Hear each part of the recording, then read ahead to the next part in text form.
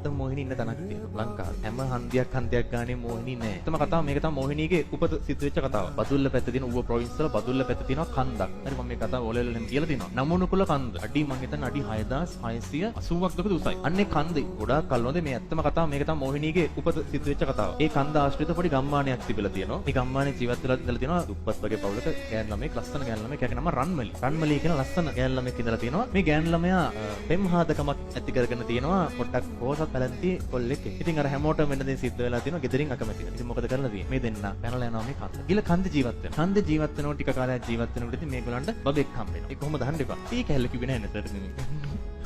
ඒක ඕනේ නින්නක කොහොමද හම්බුණා. දරුවෙක් හම්බ වෙන පොඩි බබෙක් හම්බ වෙන. චොටි බබා. ටිකක් කල්ලාම කාලය ගත වෙනකොට මේ කොල්ලටයි මේ හස්බන්ඩ්ටයි මේ පොඩි ළමයාටයි උණ හැදෙනවා. ඒ කියන්නේ කැලෑ උණ කියලා කියන නමක් ගමක් නැහැ. නිකන් වෛරස් උණක් හැදෙනවා. බෙහෙත් ජාතිත් හොයාගන්න නැහැ. හැබැයි රන්මලිට මේ ලෙඩේ හැදෙන්නේ නැහැ. මෙයා මොකද කරන්නේ? කන්ද මුදුනට යනවා බෙහෙත් ఔෂධ අරගෙන එන්න. ඒත් පැලෑටි මොනවද අරගෙන කසාය හදලා දෙන්න මොකක් හරි දෙයකට බෙහෙත් පැල හොයාගෙන එන්න කියලා මෙයා යනවා. අදටත් මේ නමුනුකුල කන්ද ආශ්‍රිත වෙන ලොකු ගෝන්නු. අන්තට්ටු දින ගෝන්නු ඉන්නවා. මේ ගෝනෙක් ඇවිල්ලා මේ ගුහාවට අර පොඩි ළමයාවයි අර කොල්ලවයි ඇනලා පාගලා මරලා දානවා. රන්මලි මේ මුකුත් දන්නේ නැහැ. එයා බෙහෙත් පැලෙම ඔක්කොම අරගෙන ආපහු ගුහාවට එනවා. එනකොට මෙයා දකිනවා කොම උස්සලා දාලා ගිහින් බලනවා යාගේ සම්පුරුෂයා ළඟට ඇනලා මරලා. පොඩි ළමයා ගාවට ගිහින් බලනවා ඌවත් පාගලා මරලා. ඊට පස්සේ එයා ආපු දුකට මේ චූටි ළමයාවත් අතට අරගෙන මේ අඩි 6680ක් උඩ කන්ද මුදුනට ගිහිල්ලා ඉතින් පහළට පැනලා සීදී නසා. ඒ සීදී නසා ගන්න වෙලේ යාගේ හිතට ඇවිල්ලා තියෙන හැඟීමක්. අපිට මේ දේ සිද්ධ වුණේ අර ගමේ මිනිස්සු අපට විරුද්ධ වෙච්ච ඉඳ කියලා සියලුම මිනිස්සු ගැන වෛරයක් බැඳගෙන තමයි මෙතනින් පහළට පැනලා. අදටත් ඒ ආත්මය අර ළමයාවත් වඩාගෙන මේ කන්ද ආශ්‍රිතව සැරිසරන. ඒක ඇත්ත කතාවක්. මේ කන්ද යනවා ඒ කැම්පින් වලට මේ කන්දට යනවා නමුනුකුල කන්දට කැම්පින් කරන්න යනවා.